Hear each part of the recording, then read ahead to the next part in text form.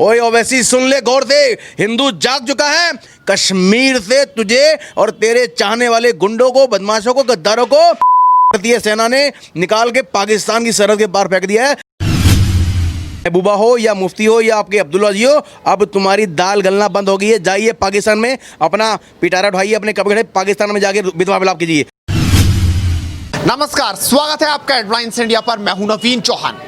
बिहार में चुनाव जीतने के बाद असदुद्दीन ओवैसी अब यूपी और बंगाल की भी तैयारी में जुट गए हैं, लेकिन उससे पहले उन्होंने एक बयान दे दिया है कि आरएसएस जो है वो मुसलमानों के खिलाफ है, वो मुसलमानों को राजनीति में आते देखना ही नहीं चाहती और वो सबसे झूठी भी है। उसके अलावा पूर्व राष्ट्रपति हामिद अंसारी ने भी आज कह दिया और बीजेपी पर निशाना साधते हुए बात कही कि कोरोना से सबसे बड़ी बीमारी तो धार्मिक कट्टरता और राष्ट्रवाद है।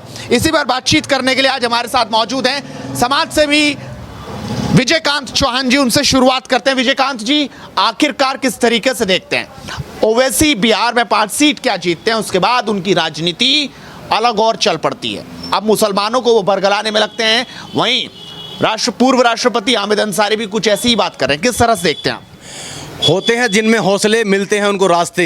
ये दुनिया नहीं है हिंदुओं बुज़दिलों के वास्ते। हामिद अंसारी को मैं एक बात कहना चाहता हूँ, तू इस देश का गद्दार है, इस देश का दुश्मन है और मुसलमानों की नस में मुस्लिम जिहादी आतंकवाद को पनपने का तू जो देशद्रोह कार्य कर रहा है, उसके लिए तुझे देश की जनता माफ़ नहीं करेगी। हामिद अंसारी, तेरा इस देश के अंदर राजनीतिक सूर्यास्त हो चुका है और तू इस देश का सबसे बड़ा गद्दार घोषित पूरे देश के राष्ट्रवादी लोगों की नज़र में हो चुका है। इस देश की जनता तुझे चेतावनी देती है, अपने देश के साथ गद्दारी करना छोड़ दे और पाकिस्तान के पैसों पे पलने वाली अपनी इस दुष्ट राजनीति को करना छोड़ दे।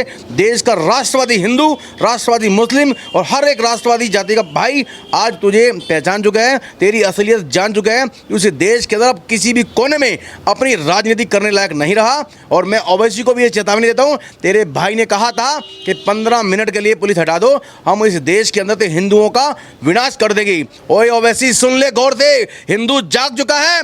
कश्मीर से तुझे और तेरे चाहने वाले गुंडों को, बदमाशों को, गद्दारों को भारतीय सेना ने निकाल के पाकिस्तान की सरहद के पार फेंक दिया है और ऐसे कुत्तों को, उनकी लाशों को खाने वाले आज कोई कुत्ते भी नसीब नहीं हो रहे हैं। सुन जिहादी, हम देश की जनता से आज ये आह्वान कर चुके हैं, अब भारत के अंदर ये गुंडा राज नहीं चलेगा, ये गद्दारवाद नहीं चलेगा, देशद्रोहवाद नहीं चलेगा। इस देश के तमाम गद्दारों को ये चेतावनी है भारत सरकार की ओर से, माननीय प्रधानमंत्री नरेंद्र मोदी की ओर से और भारतीय सेना की ओर से कि भून कर रख देंगे गद्दारी जो तुम करोगे हिंदुस्तानी सरहद पर, पांव जो तुम धरोगे। अरे अब जो छिड़ी जंग तो बरसेगा सावन खून का, नामो निशान ना छोड़ेंगे एक भी गद्दार हामिद अंसारी जैसे इस मसूद का।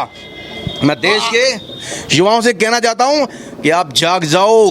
जैसे आपने बिहार के अंदर इन गद्दारों को उनकी औकात दिखाई है, उसी तरह पूरे देश से, पश्चिम बंगाल से, केरल से, असम से, भारत के तमाम राज्यों से इनको नेस्तनाबूद करते हुए इनका कब्रिस्तान उसी राज्य में आपने इनका राजनीतिक सूर्यास्त करके बना देना है। तभी इनको अपनी अकल आएगी, इनकी अकल ठिकाने आएगी। आपको अब लग रहा है कि देश का जो मुसलमान है वो ओवैसी के साथ जाता दिख रहा है? जो पार्टियां इस वक्त वो दिक्कत में, फिर चाहे वो ममता बनर्जी हो या उत्तर प्रदेश में अखिलेश हो, किस तरह से देखते हैं? क्या इस वक्त ओवैसी की बात मुस्लिमों पर असर कर रही है और जो बयानबाजी वो कर रहे हैं वो इसीलिए कर रहे हैं? बिल्कुल असर कर रही है। मैं इस बात को पूरी चेतावनी के साथ कहना चाहता हूं कि देश का मुसलमान किसी भी पार्टी को पसंद नहीं करता है। देश का मुसलमान केवल और केवल जो भाजपा के खिलाफ खड़ा होता है, राष्ट्रवादी ताकतों के साथ खड़ा होता है, उसके विरुद्ध अपनी ललकार को बुलंद करता है, लोटे में नमक डालता है, उसे इस देश की भावनाओं से कोई मतलब नहीं, इस देश के संविधान से कोई मतलब नहीं, इस देश की राजनीति से कोई मतलब नहीं। उन्हें केवल गजवाए हिंद से मतलब है। कैसे कोई भी व्यक्ति जो गजवाए हिंद में उनका सहयोगी बन सकता है, वो उसके लिए हर वो काम करेंगे, गर्दन काटेंगे और कटवाएंगे, इस देश का विनाश करेंगे, इस देश को लूटेंगे, खाएंगे, क्योंकि वो गजवाए हिंद के आदी हो चुके हैं। पूरी दुनिया आज इस्लामिक आतंकवाद से त्रस्त है, चाहे वो चाइना हो, भूटान हो, नेपाल हो, आपका पाकिस्तान हो, बांग्लादेश हो, सीरिया हो, आपके जितने भी टोटल मुस्लिम कंट्री हैं, सब 57 देश मुस्लिम हो गए हैं, हर कंट्री के अंदर आज ये हालत है कि हर जगह अशांति है। जहां इनकी संख्या ज़्यादा है वहां पे ये 1 मिनट के अंदर कोशिश करते हैं उसी रात को पूरे देश के युवाओं को काट दो, मार दो, फाड़ दो। कश्मीर में जैसे कहा था इन्होंने एक रात में कि सुबह तक कश्मीर खाली कर दो और सुबह इतने बजे के बाद तुम्हारी बहन बेटियां हमारी हो जाएंगी, तुम्हारे मंदिर मस्जिद सब तोड़ दिए जाएंगे, उसके ऊपर ये राज करेंगे। ऐसे इन्होंने बांग्लादेश में किया, ऐसे अफगानिस्तान में किया, ऐसे सीरिया में किया, पूरे देश के हर जगह ये तरह मचा रखी है।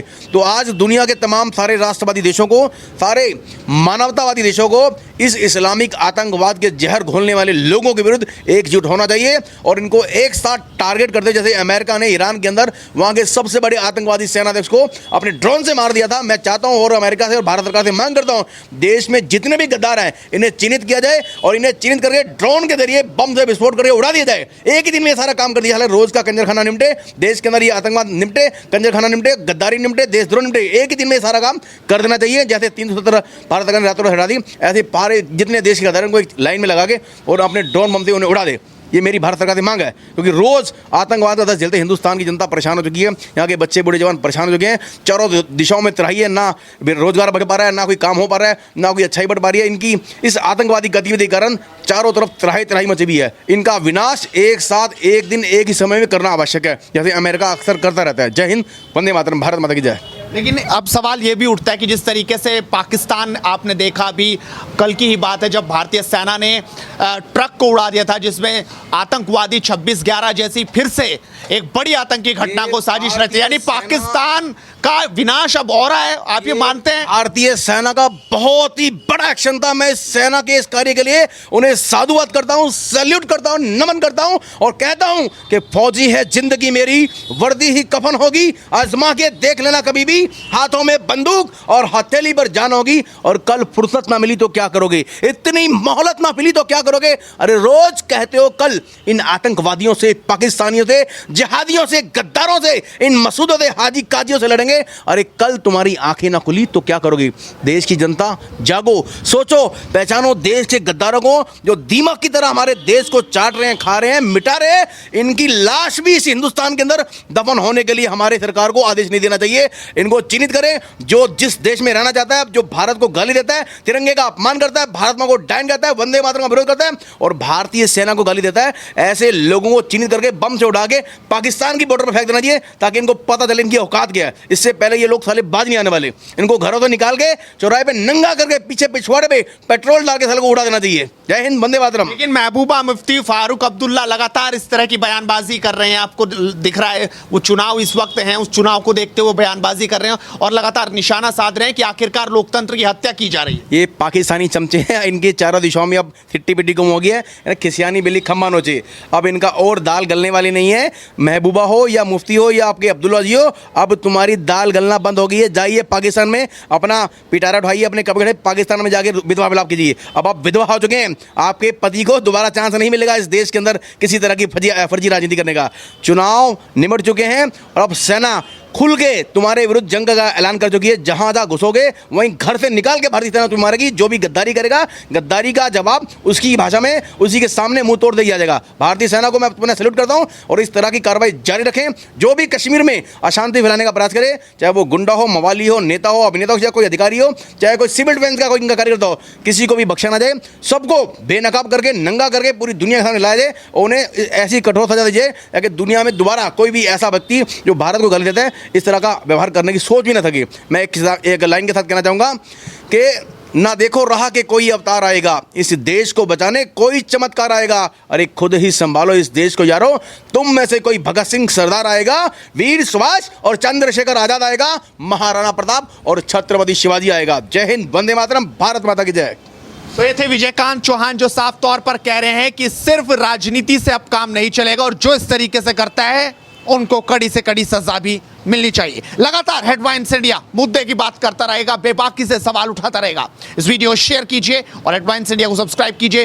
फेसबुक पर देख रहे हैं तो हमें फॉलो कीजिए और लगातार जुड़े रहिए हमारे साथ, क्योंकि हम है देश का नंबर 1 नेटवर्क 50 लाख से ज्यादा सब्सक्राइबर्स के साथ। नमस्कार।